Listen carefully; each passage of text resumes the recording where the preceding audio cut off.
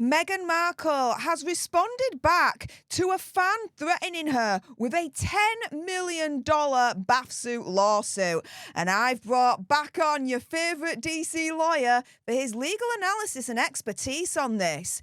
Does Megsy actually have a chance at beating this thing?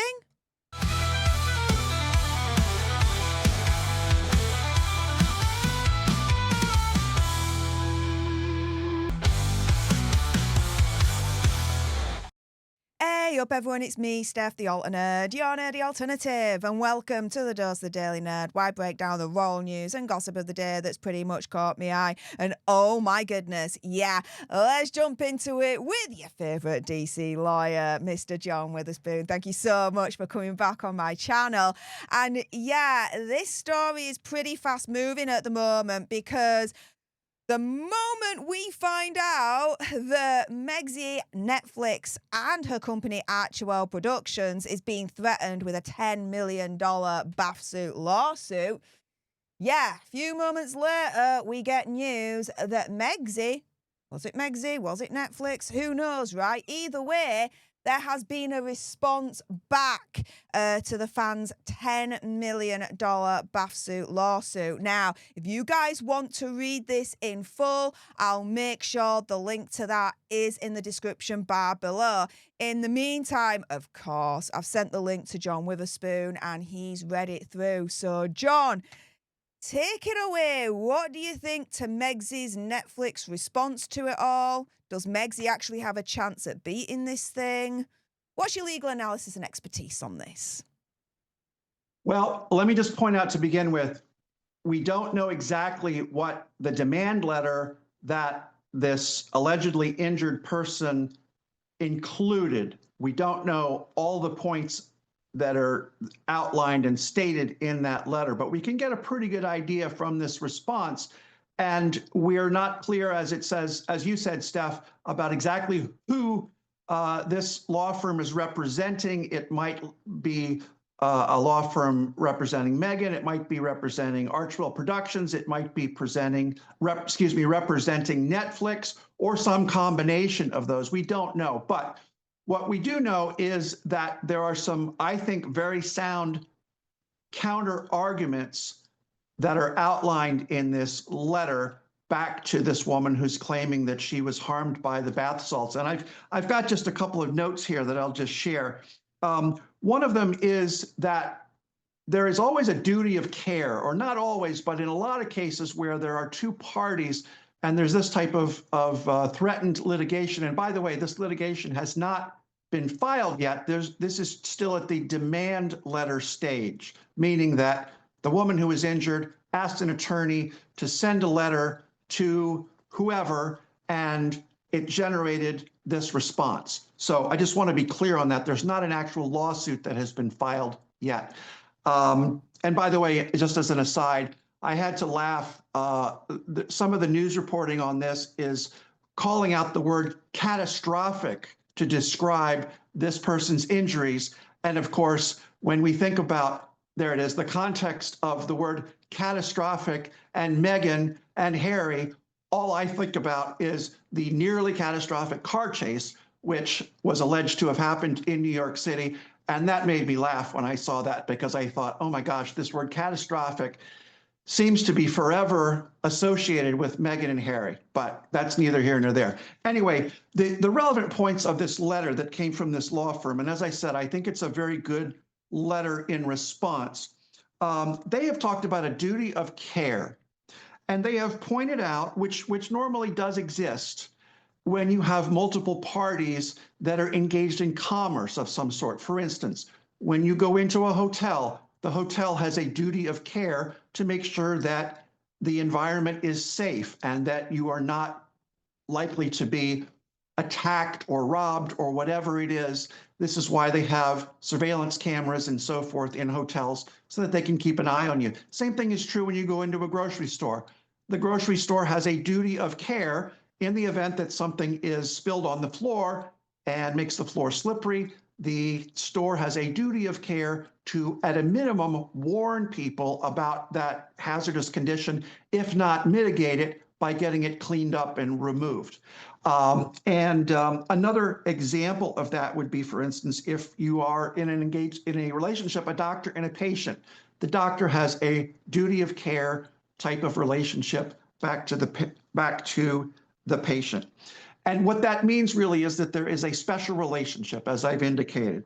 So in this, the duty of care is fairly clearly elaborated as a matter of law. It is not some vague, amorphous concept that is subject to interpretation widely when there's some sort of a dispute about it. And what they're arguing in this letter is that there is no duty of care between this person alleging that she was injured and Meghan and Netflix and Archwell Productions. So that's the first point that they make, and I think it's a good point. I really do. The second is they talk about the First Amendment, and they talk about the First Amendment in terms of freedom of speech to create entertainment or art, and that's basically what this amounts to. The Netflix series, regardless of what anybody thinks about its creative value, it is covered by the First Amendment. Now, there are ways to get around the First Amendment, but those are relatively narrow. And the only way that you can do that really is if you can successfully claim that there is a clear and present danger of harm by something that is said or suggested in the context of creating some sort of content. And an example of that might be, for instance, if Meghan had given a recipe for some sort of explosive and people were tempted to go out and mix these ingredients together and put everything into a bag or a tin can and store it in their garage, that might be an example of a situation where there is a clear and present danger of harm from some sort of instruction that might have been given or might have been talked about in the course of generating this creative content. And just mixing these ingredients does not in and of itself, I'm talking about the bath salt in this case, and the arnica oil and everything else, just mixing those ingredients does not automatically create a situation where there is a clear and present danger of some sort of harm.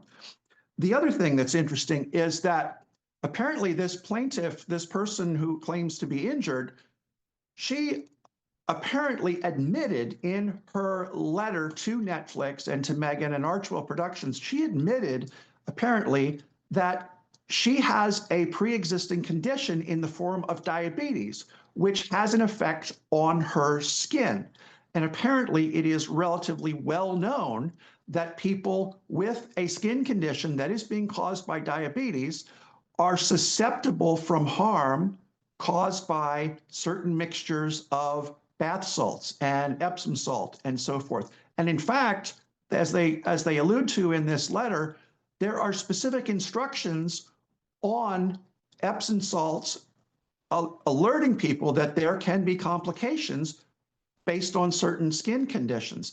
And there's also the question of foreseeability. It would not have been foreseeable that Netflix and Meghan and Archwell Productions, they would not have been able to foresee that someone with diabetes would follow these instructions and would probably ignore the instructions written on the back of the box that the Epsom salts came in. Because remember, Meghan didn't sell her the Epsom salts. This is a person who went out on her own, apparently, got Epsom salts from the store, and was under some obligation on her own to read the instructions on the back of the Epsom salts. And basically what they're saying in this letter is, hey, you should have paid better attention, and you probably should have consulted your physician about potential complications. So for all of those reasons, I think it's unlikely that this person is going to succeed with this demand letter that's been sent asking for money. And I also think this person is unlikely to succeed based on what we know so far, and that's important because there might be some other factors that get wound into this at some point that change the parameters. That's always a possibility. But based on what we've seen so far, I do not think that Meghan and Netflix and Archibald Productions are likely going to have to suffer a defeat in court as a result of what this woman is alleging. That's it, folks. That is John Witherspoon's legal analysis and expertise on Megxy, Netflix, Archewell Productions responding back to this $10 million bathsuit lawsuit. And guys, you've got any questions for John, whether it's from this video or previous videos that he's been on this channel, then please make sure you follow him on Instagram at WitherspoonDC. It's the only place you're able to contact him with your questions. He may not be able to answer all your questions, but it's a way to contact him nonetheless. And whilst you are at it, you guys, before you go, do make sure you are subscribed to join our Alternate Tribe. Like, share, comment down below your opinion, conspiracy theories, whatever's. What do you think to this response to the $10 million bathsuit lawsuit? Let me know in the comments down below. Thank you so much for tuning into this video. Special thanks to John, as ever, for joining me. I appreciate you, mate. Until the next time, you guys. Laters.